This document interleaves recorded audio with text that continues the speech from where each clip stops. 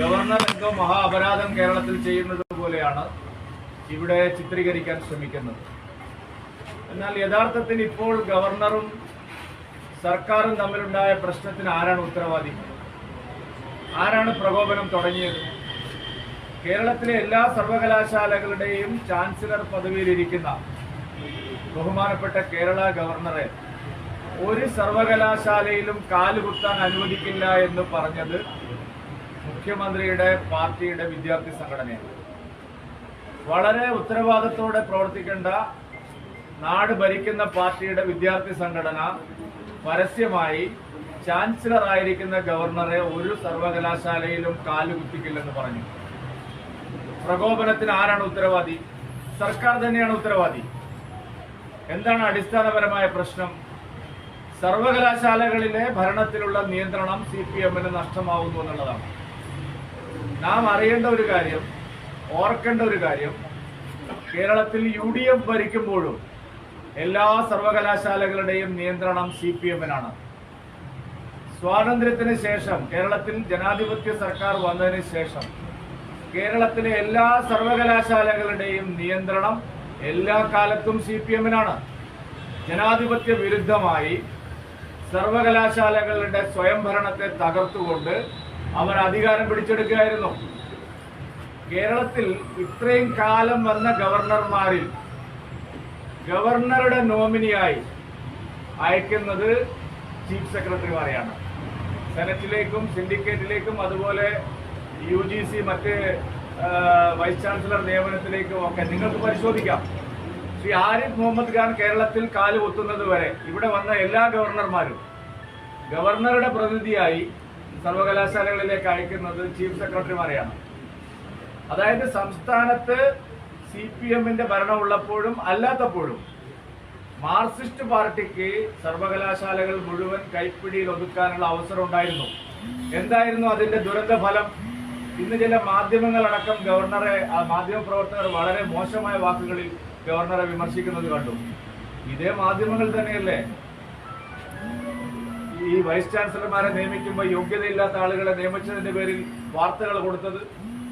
പ്രൊഫസർമാരെയും assistant പ്രൊഫസർമാരെയും അധ്യാപകരെയും രജിസ്ട്രാർമാരെയും VC-മാരെയും ഒക്കെ നിയമിക്കുന്നതിൽ party ഓഫീസിൽ നിന്നുള്ള നിയന്ത്രണം, അവിടുത്തെ കത്തുമായിട്ട് വന്ന് അവരെയൊക്കെ നിയമിക്കുന്നതിനെതിരായിട്ട് നമ്മൾ വാർത്ത കൊടുത്തത്. രാഷ്ട്രീയ നേതാക്കളുടെ ബന്ധുക്കളെ അനധികൃതമായി സർവകലാശാലകളിൽ തിരികെ കയറ്റുന്നത് നാം കണ്ടതല്ലേ, നമ്മളെല്ലാവരും വാർത്തയാക്കിയതല്ലേ.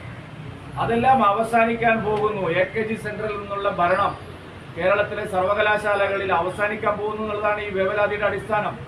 അല്ലാതെ എന്താണ് ഗവർണർ ചെയ്തത്? കേരളത്തിലെ സർവകലാശാലകളുടെ സ്വയംഭരണാവകാശം തിരിച്ചുപിടിക്കാൻ പോകുന്നു. ചരിത്രത്തിൽ ആദ്യമായി ഒരു ഗവർണർ, കേരളത്തിൽ ആദ്യമായിട്ട്. ഇന്നേ വരെ ഒരു ഭരണഘടനാ തലവനും ശ്രമിക്കാത്ത ഒരു കാര്യം ശ്രീ ആരിഫ് മുഹമ്മദ് ഖാൻ ധീരമായി അതിനുവേണ്ടി ശ്രമിക്കുന്നു. എല്ലാവരും അതിനെ പിന്തുണയ്ക്കുകയാണ് വേണ്ടത്. കേരളത്തിലെ പൊതുസമൂഹം അതിന് അനുകൂലമാണ്. സർവകലാശാലകളുടെ സ്വയംഭരണം പുനഃസ്ഥാപിക്കണമെന്നുള്ള ആവശ്യം തെറ്റായിട്ടുള്ളതാണോ? ഗവർണറെ സർവകലാശാലകളിൽ നിന്ന് ആട്ടി ഓടിക്കാൻ സർക്കാർ ശ്രമിച്ചപ്പോൾ സുപ്രീം കോടതിയിൽ പോയി ഗവർണറെ മൂക്കിൽ കയറ്റിക്കളയാമെന്ന് വിചാരിച്ച് കോടിക്കണക്കിന് രൂപ ചെലവഴിക്കുമ്പോൾ എവിടെയായിരുന്നു മുഖ്യമന്ത്രി?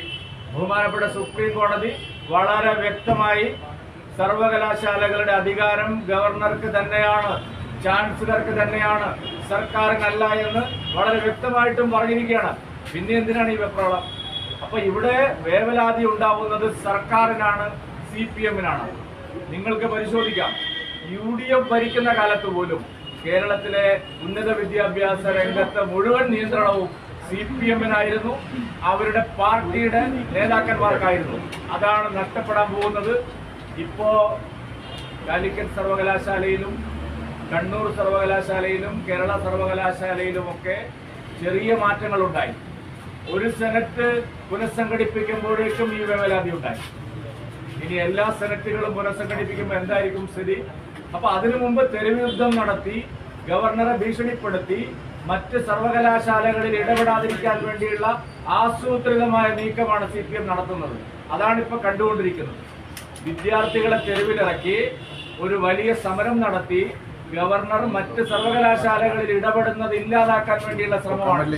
പക്ഷെ ഈ ഗവർണർ നിങ്ങൾക്ക് ആൾ മാറിപ്പോയി. ശ്രീ പിണറായി വിജയൻ നിങ്ങൾ മറ്റു പലരെയും സ്വാധീനിച്ചെടുക്കുന്നത് പോലെ സ്വാധീനിക്കാൻ കഴിയാത്ത വന്നിരിക്കുന്നു എന്നുള്ളത് കൊണ്ടാണ്. നിങ്ങളുടെ ഒരു മന്ത്രി തന്നെ ഈ പ്രശ്നങ്ങളെല്ലാം നടക്കുമ്പോഴും സെനറ്റിലേക്ക് നിങ്ങളെ ഒരു മന്ത്രിയെ നിങ്ങൾ അയച്ചല്ലോ സെനറ്റിലേക്ക് ശുപാർശ ചെയ്യാൻ. ആരാണ് ഈ മന്ത്രിക്ക് അവകാശം കൊടുത്തത്? സെനറ്റിലേക്ക് ആളുകളുടെ പേര് ശുപാർശ ചെയ്യാൻ ഒരു നാണവും ഇല്ലാതെ ഒരു മന്ത്രിയെ നിങ്ങൾ അയച്ചല്ലോ. കേരളത്തിലെ സർവകലാശാലകളെ മുഴുവൻ കൈപ്പിടിയിലാക്കി അവിടെ മുഴുവൻ നിങ്ങൾക്ക് അനധികൃത നിയമനങ്ങൾ നടത്താൻ, പിൻവാതിൽ നിയമനങ്ങൾ നടത്താൻ, പാർട്ടി കേഡറുകളെ നിയമിക്കാൻ, പാർട്ടി സഖാക്കളെ വൈസ് ചാൻസലർമാരാക്കാൻ, PVCമാരാക്കാൻ, പ്രൊഫസർമാരാക്കാൻ എല്ലാം നിങ്ങൾ ഇത്രയും കാലം നടത്തിയ പരിശ്രമം പൊളിയുന്നു എന്നുള്ളത് കൊണ്ടാണ് ഈ ഗവർണർക്കെതിരായിട്ടുള്ള ആക്ഷേപം. അതുകൊണ്ട് ഇതൊന്നും നടക്കാൻ പോകുന്നില്ല. SFI അല്ല ഏതാള് വിചാരിച്ചാലും കേരളത്തിലെ സർവകലാശാലകളെ മുഴുവൻ സ്വാതന്ത്ര്യത്തിലേക്ക് കൊണ്ടുവരും, സ്വയംഭരണത്തിലേക്ക് കൊണ്ടുവരുമെന്നാണ് ഗവർണർ തീരുമാനിച്ചിരിക്കുന്നത്. അത് BJPക്കാർ കൊടുക്കുന്ന ലിസ്റ്റിന്റെ അടിസ്ഥാനത്തിലല്ല, BJP പ്രസിഡന്റിന്റെ കാര്യസ്ഥനായതുകൊണ്ടല്ല. ഗവർണർ ഉറച്ച തീരുമാനമെടുത്തിട്ടുണ്ടെങ്കിൽ അത് ഭരണഘടനാപരമായിട്ടാണ്, നിയമപരമായിട്ടാണ്, സുപ്രീം കോടതിയുടെ അനുമതിയോടുകൂടിയാണ്, ഈ രാജ്യത്ത് നിലനിൽക്കുന്ന നിയമവാഴ്ചയുടെ അടിസ്ഥാനത്തിലാണ്. അതിനെ തൊട്ട് കളിച്ചാൽ ഗുരുതരമായ പ്രത്യാഘാതമായിരിക്കും സർക്കാർ നേരിടേണ്ടി വരിക. ഗവർണർക്കെതിരെ അങ്ങേയറ്റം മോശമായിട്ടുള്ള ബാനറുകൾ, എന്നിട്ട് പഠിക്കുന്നത് ജനാധിപത്യമാണെന്ന്, മുഖ്യമന്ത്രിക്കെതിരെ മുഖ്യമന്ത്രിയെ ഒരു കള്ളുകുടിയനാണെന്ന് പറഞ്ഞ് ഒരു ബാനർ വെക്കാൻ കഴിയുമോ? മുഖ്യമന്ത്രി ഒരു സദാചാര വിരുദ്ധനാണെന്ന് പറഞ്ഞ് ഇവിടെ ആർക്കെങ്കിലും ഒരു ബാനർ വെക്കാൻ കഴിയുമോ? അങ്ങേയറ്റത്തെ തെമ്മാടിത്തമാണ് ഗവർണർക്കെതിരായി SFI ക്രിമിനലുകളെ ഉപയോഗിച്ചുകൊണ്ട് ഇവിടെ CPM കാണിക്കുന്നത്. ഇത് തീക്കൊള്ളി കൊണ്ടുള്ള തലചൊറിയലാണ്. ഇവിടുത്തെ എല്ലാ മന്ത്രിമാർക്കെതിരായിട്ടും മുഖ്യമന്ത്രിക്കെതിരായിട്ടും ഇത്തരം അനാവശ്യങ്ങൾ ആരെങ്കിലും എഴുതി വെച്ചാൽ എന്തായിരിക്കും നിങ്ങളുടെ അവസ്ഥ? ഇതൊന്നും ശരിയായ നടപടിയല്ല. ഭീഷണിയും കയ്യൊക്കും കായബലവും കൊണ്ട് രാജ്ഭവനെ ഭീഷണിപ്പെടുത്താമെന്ന് വിചാരിച്ചാൽ അത് നടപ്പില്ല. ഇപ്പോൾ ഒരു സെനറ്റിന്റെ നിയമനം മാത്രമാണ് നടന്നിരിക്കുന്നത്. ഇനി എല്ലാ സെനറ്റിലും സ്വാതന്ത്ര്യത്തിന്റെ ശുദ്ധവായു വരും. നിങ്ങളുടെ കൈപ്പിടിയിൽ നിന്ന് കേരളത്തിലെ സർവകലാശാലകളെ മോചിപ്പിക്കും, സ്വയംഭരണം കൊണ്ടുവരും. അവിടെ BJP ഇല്ല, RSS ഇല്ല, ഒരു തരത്തിലുള്ള രാഷ്ട്രീയ ഇടപെടലുമില്ല. ഞങ്ങൾ AKG സെന്ററിൽ നിന്ന് കത്ത് കൊടുത്തയക്കുന്നത് പോലെ മാരാർജി ഭവനിൽ നിന്ന് ആ സ്വഭാവം ഞങ്ങൾക്കില്ല. നിങ്ങളുടെ സ്വഭാവമാണ് നിങ്ങൾ പറയുന്നത്. മാരാർജി ഭവനിൽ നിന്നോ മാധവ നിവാസിൽ നിന്നോ ആർക്കും കത്ത് കൊടുക്കുന്ന സ്വഭാവം ഞങ്ങൾക്കില്ല. ഞങ്ങൾ സർവകലാശാലകളുടെ സ്വയംഭരണം പുനഃസ്ഥാപിക്കണം എന്നുള്ള ആവശ്യമാണ് ഉന്നയിച്ചിരിക്കുന്നത്. അതാണ് നടപ്പാവുന്നത്. ഈ ഗവർണറെ ഉടനെ മാറ്റണമെന്നൊക്കെ ചില ആൾ പറഞ്ഞിരിക്കുക. തിരിച്ചു വിളിക്കണം. ഗവർണർ 5 കൊല്ലം കൂടി കേരളത്തിൽ വേണമെന്നാണ് ഞങ്ങൾ ആഗ്രഹിക്കുന്നത്. ഒരു 5 കൊല്ലം കൂടി കേരളത്തിൽ ഇരുന്നാൽ നിങ്ങളൊക്കെ ഓഫീസ് പൂട്ടി പോകേണ്ടി വരും. ഇത്രയും കാലം വിദ്യാർത്ഥികളുടെ പേര് പറഞ്ഞ് കൊള്ളയടിച്ച് സർവകലാശാലകളെ മുഴുവൻ പാർട്ടി ഓഫീസുകളാക്കി നിങ്ങൾ നടത്തിയ പരിശ്രമം ഇനി വിജയിക്കില്ല. JNUവിനെ സ്വാതന്ത്ര്യത്തിലേക്ക് കൊണ്ടുവരാൻ കഴിഞ്ഞിട്ടുണ്ടെങ്കിൽ, SFI ഒന്നല്ലല്ലോ, അതിനേക്കാൾ വലിയ തീവ്രവാദികൾ അവിടെ ഉണ്ടായിരുന്നു. JNUവിനെ മോദി സർക്കാരിന്, ഇപ്പോഴത്തെ സർക്കാരിന് സ്വാതന്ത്ര്യത്തിന്റെ ശുദ്ധമായി അവിടെ കൊണ്ടുവരാൻ കഴിഞ്ഞിട്ടുണ്ടെങ്കിൽ കേരളത്തിലെ 8 സർവകലാശാലകളൊന്നും അത്ര വലിയ പ്രശ്നമുള്ള കാര്യമൊന്നുമല്ല.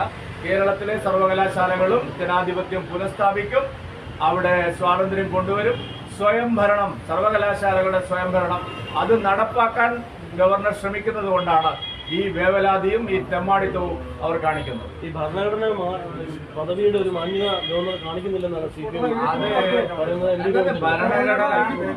ഭരണഘടനാപരമായിട്ടാണല്ലോ ഗവർണർ പ്രവർത്തിക്കുന്നത് കൊണ്ട് സുപ്രീം കോടതി വിധി പറഞ്ഞത് നിങ്ങളാരും വായിച്ചില്ല. സർവകലാശാലകളിൽ നിങ്ങൾക്ക് സർക്കാരിന് യാതൊരു ഉത്തരവാദിത്വവുമില്ല. സർവകലാശാലകളുടെ നിയന്ത്രണം ചാൻസലറിൽ നിക്ഷിപ്തമാണ്. ആ ചാൻസലറെ ഒരു സർവകലാശാലയിലും കാലുകുത്തിക്കില്ല എന്ന് മുഖ്യമന്ത്രിയുടെ പാർട്ടി പറയുകയാണ്. അപ്പൊ നിങ്ങൾക്ക് ഭരണഘടനയില്ലേ? ചാൻസലർക്ക് അധികാരമുള്ള സ്ഥലത്ത്, ചാൻസലർക്ക് പൂർണ്ണമായിട്ടുള്ള സ്വാതന്ത്ര്യമുള്ള സ്ഥലത്ത് അദ്ദേഹത്തിനെ കാലുകുത്തിക്കില്ല എന്ന് പറയുന്ന അവിവേകം കാണിക്കുന്നവരാണോ? അതല്ല ഞാൻ ഈ വെല്ലുവിളികളെ നേരിടുമെന്ന് പറയുന്നതാണോ ഭരണഘടനാ പദവിയുടെ അന്തസ്സ്? മുഖ്യമന്ത്രി ഏറ്റവും പ്രധാനപ്പെട്ട ഒരു പദവിയിലാണ് ഇരിക്കുന്നത്. എന്താണ് അദ്ദേഹം ചെയ്യേണ്ടത്? ഈ വിദ്യാർത്ഥികളെ, കുട്ടിക്കൊരങ്ങന്മാരെ കൊണ്ട് ചുടുചോറ് മാന്തിക്കാതെ അവരോട് പിരിഞ്ഞു പോകാൻ പറയണം, അവരോട് സമാധാനത്തിന്റെ പാതയിൽ സംസാരിക്കാൻ പറയണം. ഈ തെമ്മാടിത്തങ്ങൾ വരച്ചു വെക്കുന്നതല്ല ആവിഷ്കാര സ്വാതന്ത്ര്യം. ബാനറിൽ ചില മുദ്രാവാക്യങ്ങൾ എഴുതിയപ്പോൾ അതിനെതിരെ ഗവർണർ ഇറങ്ങി പ്രതിഷേധിക്കണം, അത് ഊരിപ്പിക്കേണ്ട കാര്യമുണ്ടോ എന്നുള്ളതാണ് അവരുടെ ചോദ്യം. നിങ്ങൾ ഇത്ര ചെറിയ കാര്യങ്ങളാണോ ചോദിക്കുന്നത്? ഗവർണറെ കാല് കുത്തിക്കില്ല എന്ന് SFIയുടെ ഒരു ക്രിമിനൽ നേതാവ്, പിടികിട്ട പുള്ളിയാണ് ആ ചങ്ങാതി ഇപ്പോഴും ആണല്ലോ, നിങ്ങളെല്ലാം റിപ്പോർട്ട് ചെയ്താണല്ലോ. പിടികിട്ട പുള്ളിയായിട്ടുള്ള ഒരുത്തൻ വന്ന് ഗവർണറെ, ഈ സർവകലാശാലകളുടെ ചുമതലയുള്ള ഗവർണറെ കാല് കുത്തിക്കാൻ സമ്മതിക്കില്ല എന്ന് പറഞ്ഞപ്പോൾ എവിടെയായിരുന്നു ബാക്കിയുള്ള ആൾക്കാരൊക്കെ? അതുകൊണ്ട് അത്തരം ഭീഷണിയൊക്കെ ബംഗാളിൽ ഇല്ലാതായി കഴിഞ്ഞു, ത്രിപുരയിൽ പോയി കഴിഞ്ഞു, വൈകാതെ കേരളത്തിലും പോകും. അതുകൊണ്ട് ആ ഭീഷണിയൊന്നും ഇവിടെ വേണ്ട. ഈ തരത്തിലുള്ള തെമ്മാടിത്തം നിയന്ത്രിക്കാൻ മുഖ്യമന്ത്രി തയ്യാറാവുകയാണ് വേണ്ടത്.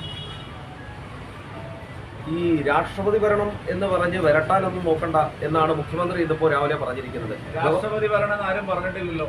രാഷ്ട്രപതി ഭരണം ഒന്നും ഇല്ലാതെ തന്നെ നിയമവാഴ്ച നടപ്പാക്കാൻ കഴിയുമെന്ന് ഗവർണർക്ക് അറിയാം. രാഷ്ട്രപതി ഭരണത്തിന്റെ ഒരു ആവശ്യവുമില്ല. നിയമവാഴ്ച ഉറപ്പുവരുത്താൻ എന്തൊക്കെ ചെയ്യണമെന്ന് ശരിയായി പഠിച്ചിട്ടുള്ള ആളാണ് കേരള ഗവർണർ. വെറുതെ വന്നിരിക്കുന്ന ആളല്ല, നോക്കുകുത്തി ഗവർണർ അല്ല. അതായത് നമ്മുടെ നാട്ടിലെ നിയമവാഴ്ച സംസ്ഥാനം ഭരിക്കുന്നവർക്ക് എങ്ങനെയും ഭരിക്കാൻ അവകാശമില്ല. നിയമവാഴ്ച ഉറപ്പുവരുത്തണം, നമ്മുടെ നാട്ടിലെ ഭരണഘടന സംരക്ഷിക്കണം. അതൊന്നും ചെയ്യാതെ ഞാൻ വലിയ യശമാനനാണ്, എന്നെ ആരും ഞാൻ ആരെയും പേടിക്കേണ്ടതില്ല എന്ന് വിചാരിച്ച് പറയുന്ന ആളല്ല. മുഖ്യമന്ത്രി ഒരു പ്രതിഷേധത്തെ പോലും അംഗീകരിക്കുന്നില്ല. ഗുണ്ടകളെ വിട്ട് സംരക്ഷണ സേന തീർത്തിരിക്കുകയാണ്. ഗവർണർ ആരെയും വിട്ടിട്ടില്ലല്ലോ, ഗവർണർ ഒരു സഹായം തേടിയിട്ടില്ലല്ലോ. ഗവർണർ ഇപ്പൊ പറഞ്ഞിരിക്കുന്നത് എനിക്ക് പോലീസേ വേണ്ടതാണ്. മുഖ്യമന്ത്രി അങ്ങനെയാണോ? 2000 പോലീസുകാരെ, ബുള്ളറ്റ് പ്രൂഫ് കാറും ഒരു ബസ്സും ഒരു 500 ഡിവൈഎഫ്ഐക്കാരെയും വെച്ചിട്ടാണോ അയാൾ നടക്കുന്ന ഇരട്ടച്ചങ്കൻ? ഗവർണർ പറഞ്ഞിരിക്കുക എനിക്ക് ഒരു പോലീസും വേണ്ട, അദ്ദേഹം പോവാണെന്നാണ് പറഞ്ഞിരിക്കുന്നത്. ഞാൻ ജനങ്ങളുടെ ഇടയിലേക്ക് ഇറങ്ങുകയാണെന്നാണ് ഇപ്പോൾ പറഞ്ഞിരിക്കുന്നത്. എന്തിനാണ് പോലീസ്? ഈ പോലീസിന് എങ്ങനെ അദ്ദേഹത്തെ സംരക്ഷിക്കാൻ കഴിയും? അതുകൊണ്ട് ആ തരത്തിലുള്ള ഭീഷണി ഇങ്ങോട്ടും വേണ്ട എന്നാണ് പിണറായി വിജയനോട് ഞങ്ങൾക്ക് പറയാനുള്ളത്. ഇവിടെ ആരും രാഷ്ട്രപതി ഭരണത്തിന്റെ ഭീഷണിയൊന്നും മുടക്കിയിട്ടില്ല. രാഷ്ട്രപതി ഒന്നും വേണ്ട, ഈ മുഖ്യമന്ത്രി വഴിക്ക് വരും. അതിനുള്ള ന്യായങ്ങളൊക്കെ വേണ്ടപ്പെട്ട ആൾക്കാരുടെ കയ്യിലുണ്ട്. ഈ മുഖ്യമന്ത്രി നേരായ വഴിക്ക് വരാൻ പറ്റിയ തരത്തിലുള്ള കാര്യങ്ങളൊക്കെ എതിർക്കുന്നവരുടെ കയ്യിലുണ്ട്. അതുകൊണ്ട് ആ ഭീഷണിയൊന്നും ഇങ്ങോട്ടും വേണ്ട. നവകേരള യാത്രയിലും പ്രതിഷേധിക്കുന്നുണ്ടല്ലോ. നവകേരള യാത്രയിൽ കാര്യമായ പ്രതിഷേധം കണ്ടില്ല. നിങ്ങൾ ഈ വ്യാജന്മാരുടെ 2 സമരങ്ങൾ മാത്രമേ കാണിക്കുന്നുള്ളൂ. ഞങ്ങളുടെ കുട്ടികൾ എന്ത് അന്തസ്സായിട്ടാണ് ഇന്നലെ പത്തനംതിട്ടയിൽ സമരം നടത്തിയത്, ഇന്നലെ വണ്ടിപ്പെരിയാറിൽ സമരം നടത്തിയത്, മഹിളാ മോർച്ചക്കാർ നടത്തിയ സമരങ്ങൾ നിങ്ങൾക്ക് ഈ വ്യാജനോട് എല്ലാ വിഷയത്തിലുണ്ട്. നിങ്ങൾക്ക് ഈ നവകേരള സദസ്സുമായി ബന്ധപ്പെട്ട് വ്യാജന്മാരെ ഉയർത്തിക്കൊണ്ടുവരാൻ ശ്രമിക്കുന്നവരാണെന്ന് എനിക്കറിയാം. ഞാൻ അതിന് മറുപടി പറയുന്നില്ല. ഞങ്ങള് ഒറിജിനൽ സമരക്കാരല്ല, ഉണ്ടല്ലോ, ഒറിജിനൽ സമരക്കാരുണ്ട്. നിങ്ങളിപ്പോ രാഹുൽ ഗാന്ധിയെ പ്രധാനമന്ത്രി ആകും എന്ന് പറഞ്ഞിട്ട് ഇപ്പോഴേ അടിച്ചുവിടുന്നവരല്ലേ. അപ്പൊ നിങ്ങൾക്ക് വ്യാജന്മാര് വേണ്ടി വരുമല്ലോ. അതുകൊണ്ട് അതിനെപ്പറ്റി പറയണ്ട. ഞങ്ങൾ ശരിയായ സമരം നടത്തുന്നുണ്ട്. നിങ്ങളുടെ ഉദ്ദേശം UDFനെ മഹത്വവൽക്കരിക്കാനാണ്. ഞാൻ അതുകൊണ്ടാണ് പറഞ്ഞത്, UDF ഭരിക്കുമ്പോൾ കേരളത്തിൽ എല്ലാ സർവകലാശാലകളുടെയും നിയന്ത്രണം SFIക്കും CPMനുമാണ്. അന്ന് എന്ത് ചെയ്യായിരുന്നു കോൺഗ്രസിന്റെ മഹാരാജന്മാരായിട്ടുള്ള മുഖ്യമന്ത്രിമാര്? ഇപ്പൊ ഒരു ഗവർണർ വേണ്ടി വന്നു ഈ സർവകലാശാലകളിലെ അനാശാസ്യ പ്രവർത്തനങ്ങൾ തടയാൻ, ഉന്നത വിദ്യാഭ്യാസ രംഗത്തെ തെറ്റായ പ്രവണതകൾ അവസാനിപ്പിക്കാൻ ഇവിടെ ഒരു ഗവർണർ വേണ്ടി വന്നു. അതിന് സപ്പോർട്ട് ചെയ്യണം വേണ്ടത് ഗവർണറെ.